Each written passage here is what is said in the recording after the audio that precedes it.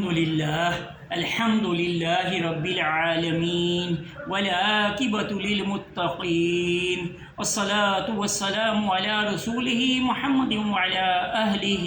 وصحبه أجمعين أما بعد قال الله تعالى في الكلام المجيد يا أيها الذين آمنوا كتب عليكم الصيام كما كتب على الذين من قبلكم لعلكم تتقون أياما معدودات فمن كان منكم مريضا أو على سفر فعدة من أيام أخر وعلى الذين يطيقونه فدية طعام مسكين فمن تطوع خيرا فهو خير له وأن تصوموا خير لكم إن كنتم تعلمون صدق اللہ العظیم۔ نہایت ہی قابل احترام سامعین کرام، جیسا کہ آپ کو معلوم ہے کہ شعبان کا مہینہ اپنے آخری دنوں کے اوپر جا رہا ہے اور ہمارے اوپر 10 یا 12 دن کے بعد رمضان المبارک سایہ فگن ہوگا، اور رمضان المبارک جو ہے یہ بہت بڑا جو ہے عظیم مہینہ ہے، یہ مہینوں کا سردار ہے۔ تو سامعین محترم، آج کی میری گفتگو کا موضوع ہے استقبال رمضان۔ تو سامعین کرام، سب سے پہلے میں ابتدائی اوائل میں نبی مہربان صلی اللہ علیہ وسلم کی اس دعوت کے حوالے سے یہ بتاتا چلوں کہ جب نبی مہربان صلی اللہ علیہ وسلم نے مکہ کے اندر دعوت کا آغاز کیا، آپ کو اللہ رب العالمین نے جو ہے وہ نبوت کی ذمہ داری سونپی، تو اس وقت عرب کے اندر روزے کا کوئی تصور نہیں تھا۔ یعنی وہ لوگ عبادات باقی تو کرتے تھے، نماز وہ پڑھتے تھے، لیکن ان کی نماز میں تالیاں بجانا اور سیٹیاں بجانا تھا۔ خانہ کعبہ کا طواف بھی وہ کرتے لیکن بیت اللہ کا طواف کرتے ہوئے وہ بنانا ہوتے تھے، یعنی ان کے وہ رسم و رواج کوئی ٹھیک اس طرح سے نہیں تھے۔ اور اسی طرح صدقے اور خیرات بھی وہ ایک دوسرے سے بڑھ بڑھ کے دیتے تھے، لیکن روزے کا ان کے اندر کوئی تصور نہیں تھا۔ ہاں، ایک چھوٹا سا تصور یہ تھا کہ وہ اپنے گھوڑوں کو صوم کراتے تھے، وہ اس لیے کہ یہ عرب جو تھے وہ لوٹ مار میں بہت جو ہے نا مشہور تھے، اور اکثر کا جو ہے وہ ذریعہ معاش جو ہے وہ یہ لوٹ مار ہی ہوتا تھا۔ تو اس کے لیے اگر وہ اونٹ استعمال کرتے تھے تو اونٹ تیزی سے بھاگ نہیں سکتے تھے، تو اس لیے وہ اپنے گھوڑوں کو اس کے لیے ٹریننگ دیتے تھے، اس کو وہ صوم کہتے تھے۔ وہ گھوڑوں کو تیز اور گرم لو کے اندر ان کے منہ جو ہے اس گرم لو کی طرف کر لیتے تھے، اور خود ان کے پاس کھڑے ہوتے اور اپنے منہ جو ہے وہ کسی غلاف سے ڈھانپ لیتے تھے تاکہ وہ اس گرمی کی حدت سے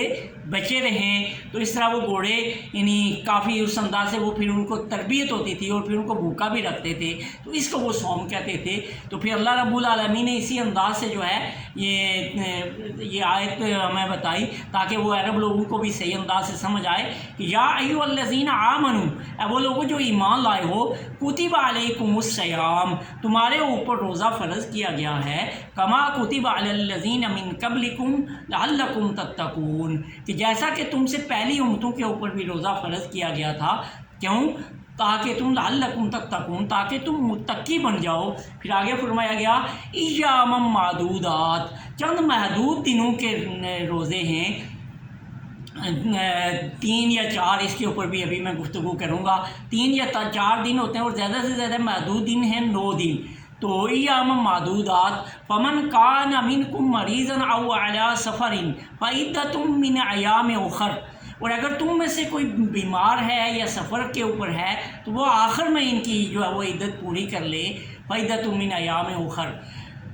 وعلی الذین یطیقونہ فدیۃ طعام مسکین،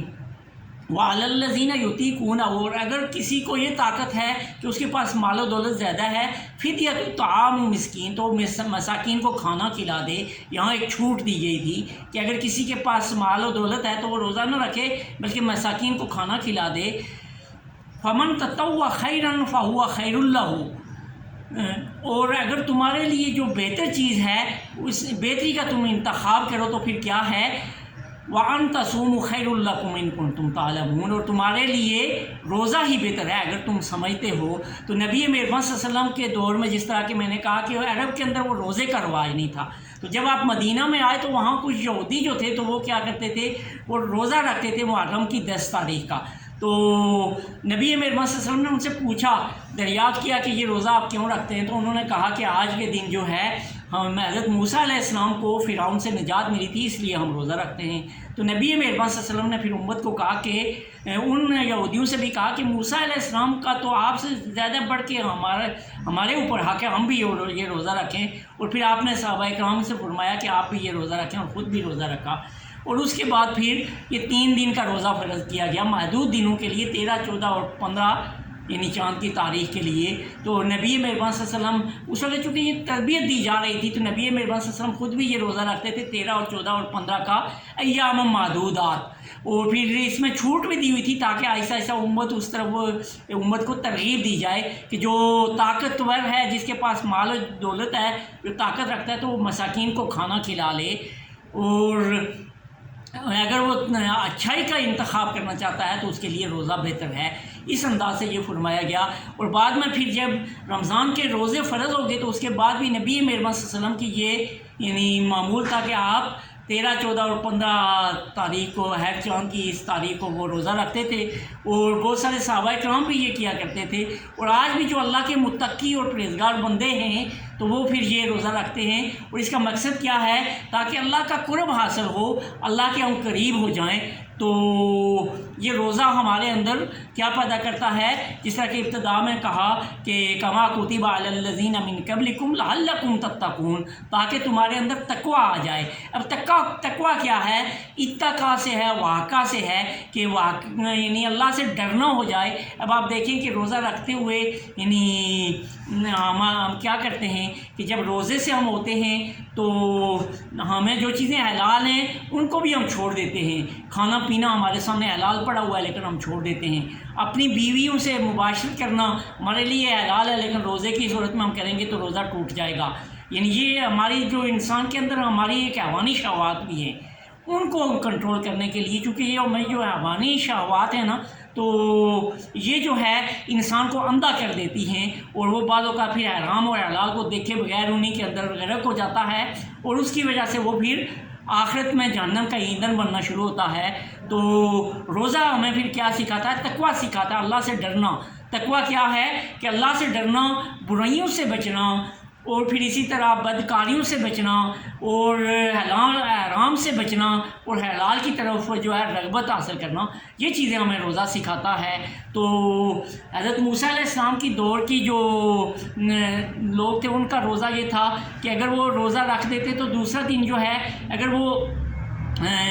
صبح بیدار شام کو روزہ کی حالت میں اگر سو جاتے تھے تو جاگتے تو وہ روزہ نہیں کھول سکتے تھے۔ تو اگر وہ جاگتے ہوئے ہی دن کا کام کرتے ہوئے جاگتے ہی رہتے تھے تو پھر وہ روزہ کھولتے تھے، اور پھر اس کے بعد رات کو جو ہی سوتے تھے ان کا روزہ شروع ہو جاتا تھا، اور وہ اپنی بیویوں کے پاس بھی نہیں جا سکتے تھے، یعنی رات کو بھی، یعنی روزے کے بعد بھی جب رات کو سوتے تھے ان کا روزہ شروع ہو جاتا تھا، اور اسی طرح یعنی وہ ساری خواہشات ان کے اوپر کنٹرول کیا جاتا تھا۔ اور یہی چیز بھی پہلے فرمایا گیا کہ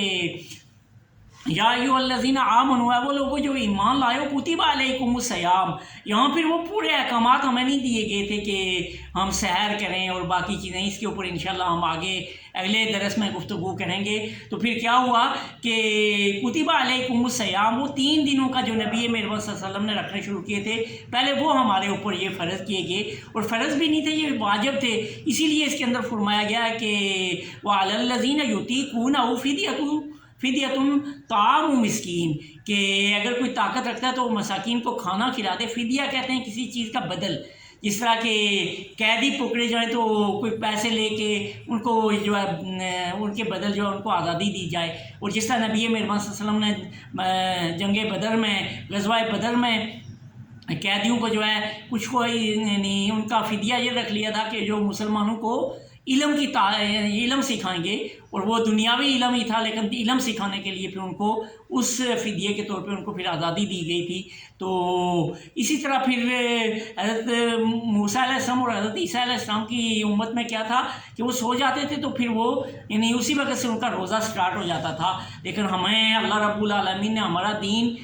فطرت ہے، اس میں بہت ساری چیزیں ہمارے لیے آسانیاں پیدا کی ہیں، لیکن اس کے ساتھ ساتھ کیا ہے کہ تقویٰ میرے اور آپ کے اندر حاصل ہو، اس کو سیکھنا جو ہے وہ روزہ ہمارے اندر جو ہے اسی لیے کہا جاتا ہے کہ اگر کوئی جو ہے اس کو بہت شہوت کی خواہشات ہیں تو وہ کیا کرے، روزہ رکھے، تو اس سے اس کی نفسیانی خواہشات جو ہے وہ شہوت اور یہ چیزیں ختم ہو جائیں گی۔ تو روزہ بہت اہم چیز ہے، اور یہ کیا ہے کہ یا ایھا الذین آمنوا ہے وہ لوگوں جو ایمان لائے ہو، کتب علیکم الصیام تمہارے اوپر روزہ فرض کیا گیا ہے، کما کتب علی الذین من قبلکم جیسا کہ تم سے پہلی امتوں کے اوپر فرض کیا گیا تھا۔ کیوں فرض کیا گیا تھا؟ لعلکم تتقون تاکہ تم متقی بن سکو، پرہیزگار بن سکو۔ اور پھر آگے فرمایا گیا ایام معدودات چند دنوں کا روزہ رکھا گیا ہے، ومن کان منکم مریضا اور یہاں چھوٹ دی گئی ہے کہ اگر آپ میں سے کوئی مریض ہے او علی سفر یا سفر پہ ہے فعدۃ من ایام اخر جب وہ ٹھیک ہوگا یا سفر سے واپس آ جائے گا تو پھر وہ یہ 3 روزے رکھ لے،